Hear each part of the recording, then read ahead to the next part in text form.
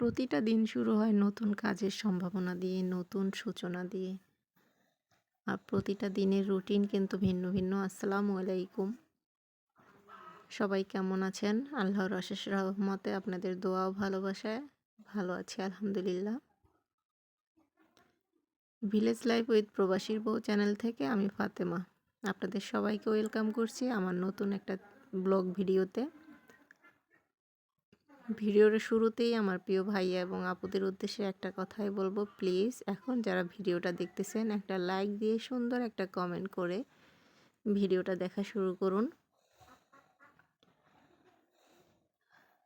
আজ হয়তো ভালো লাগবে না, কাল ভালো লাগতেও পারে, কি বলা যায় কি। দেখতে দেখতে হয়তো ভালোবাসা ভালো লাগা হয়ে যাবে ইনশাল্লাহ একদিন। আজকে হচ্ছে ভিডিওটা আমি সকাল থেকে শুরু করছি। আমি হচ্ছে কিছুদিন আগে, মানে এই তো সপ্তাহখানিক হয়েছে বোধহয়, রেক্সিন তোষক, একটা তোষকের নিচে ব্যবহার করছিলাম। তো সেখানে হয়েছে কি, মানে যেহেতু আমাদের ঘরে ছোট ছোট বাচ্চারা আছে, চাইলেই আমরা পরিপাটি করে রাখতে পারি না। তো যাই হোক, রেক্সিনটা উঠানোর পরে যেহেতু ঠান্ডা পড়ছিল বেশ, তাই আমি রেক্সিনটা উঠে ভিতরে রাখছি আর উপরে চাদরেই ভাবছি আমি এভাবে রাখতে পারবো। কিন্তু না, আমি এক সপ্তাহে ব্যর্থ হয়ে গেছি। মানে ওরা হচ্ছে বাহিরে দৌড়াদৌড়ি করে, যেহেতু আমাদের মাটি, উঠান সব কিছুই মাটি, ঘরও মাটি। তো খালি পায়ে হোক, জুতা নিয়ে হোক, ওদের আসলে যেহেতু এখনও বুঝে না, তাই আসলে ওইটা করা সম্ভব নয়। এসেই হচ্ছে বিছানার উপর ওঠে। আর গতকাল হচ্ছে মেয়ে এক গ্লাস পানি একদম বিছানার মধ্যে, মানে ওর হাত থেকে পড়ে গেছে। আমি ওকে পানি খাওয়াই দিই না, সে খাবে না, ও হাত দিয়ে খাবে, বায়না করছে। তো যাই হোক, দেওয়ার পর হচ্ছে ও একদম ফেলে দিছে। তাই ভাবতেছি যে আমি রেক্সিনটা একটু উঠায় নিয়েছি, রেক্সিনটা আবার খাটের উপরেই বিছায় দিব। আর আমার মেয়ে দেখেন, আমি কাজ করতেছি পাশে পাশে, ও হচ্ছে আমাকে চাদর আগায় দিতেছে। আমার কাছে আসলে এই বিছানাটা সুন্দর লাগে, তো রেক্সিন উঠাইলে ওটা আসলে বিছানার মধ্যে ভালো লাগে না। এখন ভালো না লাগলেও কিছু করার নাই, এটাই আমার করতে হবে মেয়ে বড় হওয়ার আগ পর্যন্ত। পরিপাটি একটা সংসারের পিছনে কিন্তু অনেক ব্যস্ত একজন নারীর ভূমিকা থাকে। তো যে কোনো কাজ পরিপাটি করে করতে করতে আসলে একটা নারীর ধৈর্য, শক্তি, মানে মন মানসিকতা সব কিছুই একদম পরিপাটি, মানে ঠিক থাকতে হয়। তো যাই হোক, ঘরদুয়ার গুছায় আমি বাহিরে আসছি মেয়েকে দেখতে। দেখি ওর দাদু হচ্ছে জাল, মানে আমাদের পুকুরে জাল খাওয়াইতেছে। যেহেতু পুকুর ভরা পানি আর আব্বার জালটা হচ্ছে ছোট, মাছ বেশি মানে উঠে না, তাও যা দেখা যাক।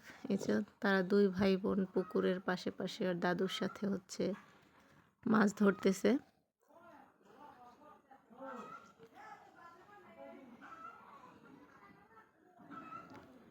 আজকে যেহেতু আমাদের পুকুরের মাছ হচ্ছে ছোট হলেও কিন্তু খেতে খুবই মজা। আমার কাছে বাজারের কেনা মাছের থেকে পুকুরের মাছ অনেক ভালো লাগে। এই তো হচ্ছে মাছ পাইছে, ছোট ছোট মাছ পাইছে, যেহেতু ওই যে পাঙ্গাস গত বছর ফালানো হয়েছে সেটা।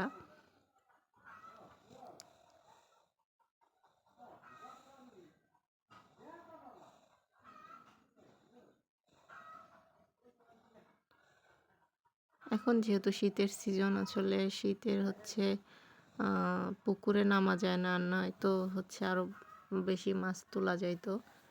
তো যাই হোক, যা পাইছে আলহামদুলিল্লাহ। মাছ কুটে ধুয়ে হচ্ছে মা হচ্ছে আমাদের দুই মেয়েকে হচ্ছে 4 পিস মাছ দিছে। তো ভাবতেছি আজকে এই মাছগুলোই রান্না করব। তো মাছ আমি হচ্ছে তেল গরম মশলা মাখায়, হলুদ মরিচ নুন মাখায়, তারপর হচ্ছে তেল গরম দিছি। আর এই পাশ দিয়ে আমি হচ্ছে আমার বাটা মশলা শেষ। তো ভাবতেছি আজকে অল্প করে একটু বেটে তারপর হচ্ছে রান্না করব। আমি পেঁয়াজ রসুন ছিলতেছি, আর এই পাশে হচ্ছে কড়াইটা, তেলের কড়াইটা হচ্ছে একটু ভালো করে তেল গরম করে নিতেছি।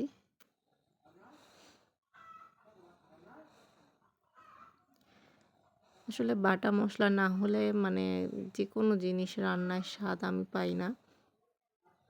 কিছু মানুষ আছে আবার মানে পেঁয়াজটা কুচায়ে দিয়ে রান্না করলে ভালো। হ্যাঁ, যে যেভাবে খায় আর আ সব তরকারির আইটেমই কিন্তু হচ্ছে আবার বাটা পেঁয়াজ শোভা পায় না। তো আমার এই মাছ ভুনাটা একটু ঝোল, ঝোল করে রাখবো সেজন্য হচ্ছে আমার বাটা পেঁয়াজ মসলা লাগবে।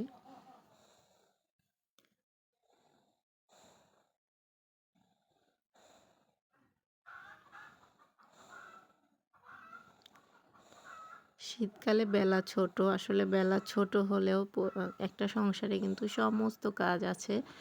আর আমার হচ্ছে শুধু মেয়ে সামলাতে হয় না রান্নাবান্না, আমার আরও কিছু কাজ আছে সেগুলো সামলাতে, সামলাতে কিন্তু আসলে মানে হয়রান হইতে হয়। যেহেতু শীতকালে একদমই বেলা ছোট, তাই কাজগুলো একদম সঠিক চিন্তাভাবনা করে কিন্তু শুরু করতে হবে যে কোন কাজের পর কোনটা করলে আমার তাড়াতাড়ি হবে, সময় নষ্ট হবে না। এই তো আমি মাছটা ভাজতে দিয়ে হচ্ছে পেঁয়াজগুলো কুচায় নিতেছি।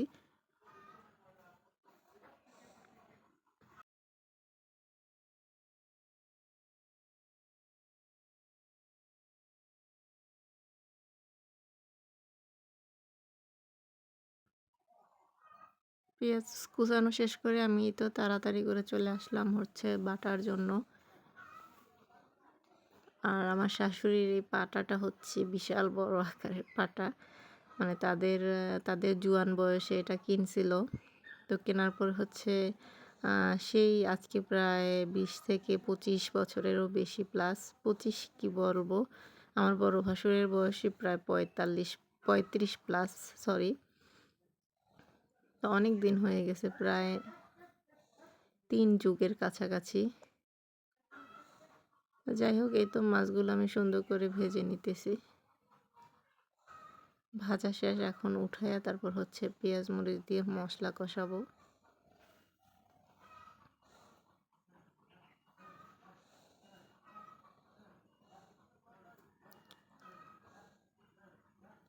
তো গরম তেলে হচ্ছে পেঁয়াজ রসুন বাটা দিয়ে দিছি, সামান্য একটু জিরাও দিছি বাটার মধ্যে আর কি।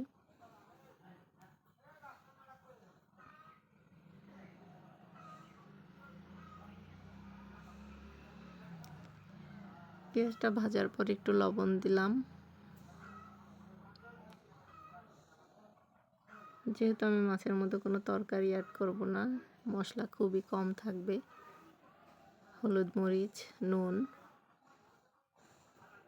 আর যেহেতু আমার ছোট মেয়ে আছে, বেশি ঝাল দেওয়া যাবে না। এই তো এখন হচ্ছে আমি পানি দিয়ে মশলাটা ভালো করে কষায় নেব।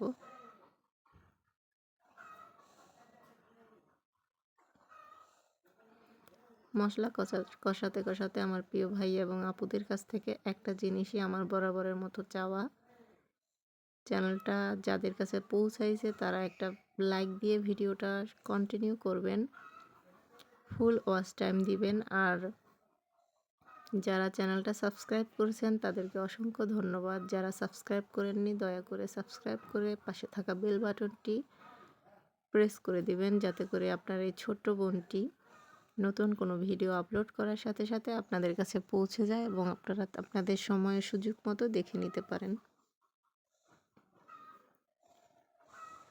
তো মাছে হচ্ছে মশলা কষানো শেষ করে মাছ দিয়ে একটু ঝোলের জন্য পানি দিয়ে দিলাম।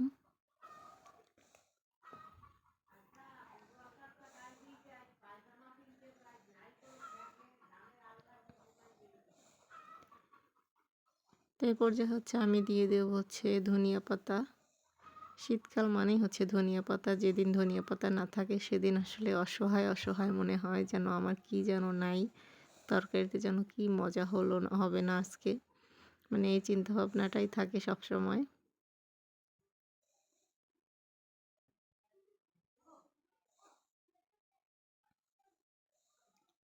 এই তো আমি ঝোলের জন্য পানি, ধনিয়া পাতা সব কিছু দেওয়ার পর হচ্ছে আমি ১ মুঠ লাল শাক হচ্ছে সুন্দর মতে বেছে কুটে নিব।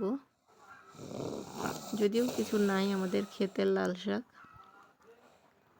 তারপর একটু ঝেড়ে নিছি একদম ফ্রেশ, মানে তুইলাই না, পুকুরে সুন্দর মতো ধুইছে, বালু কাদা ময়লা কিছুই নাই। তো আমি অনেকগুলো একসাথে মানে বেছে বেছে সমান করে তারপর হচ্ছে কাইটা নিতেছি, এতে করে হচ্ছে আমার সময় বাঁচবে। আসলে এই লাল শাকগুলো স্বাদ আর আপনাদের কি বলবো, এত সুন্দর লাল হয় আর খেতে সেই স্বাদ। মানে আমি বরাবর আগে হচ্ছে বিয়ের আগেই বলবো, বিয়ের কিছুদিন পর পরও আর কি, মানে লাল শাক আমার একদমই, কারণ যেহেতু আমার বিয়ের আগেই হচ্ছে ঢাকা ছিলাম, ঢাকা কিন্তু একদম ফ্রেশ এভাবে দেশি লাল শাকগুলো খুব কম পাওয়া যায়। তো যাই হোক, আমার বিয়ের পর যেহেতু এই ক্ষেতের লাল শাক খাই, আমি হচ্ছে লাল শাকের প্রেমে পড়ে যাই বরাবরে বলতে হবে, একদম লাল টুকটকা ভাত আসলেই ভালো লাগে।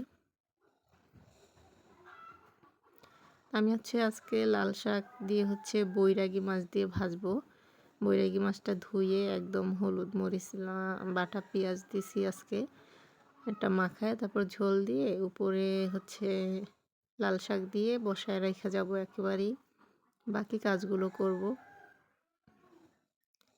তো এই পর্যন্ত যারা আমার ভিডিওটা দেখছেন তাদেরকে অসংখ্য অসংখ্য ধন্যবাদ। সেই সাথে আমার জন্য সবাই দোয়া করবেন। সবাই ভালো থাকবেন, সুস্থ থাকবেন। আল্লাহ হাফেজ।